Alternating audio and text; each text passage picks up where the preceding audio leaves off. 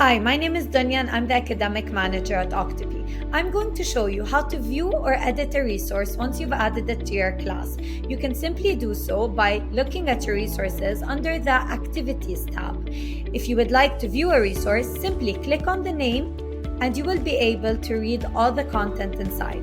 If you would like to edit this resource, simply click on the pen button and make any adjustments needed.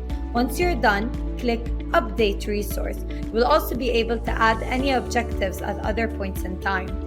If you would like to do further modifications for the resource, next to the resource name, there are 3 vertical dots. You will be able to edit the resource, delete one, or schedule the resource according to a specific date or time.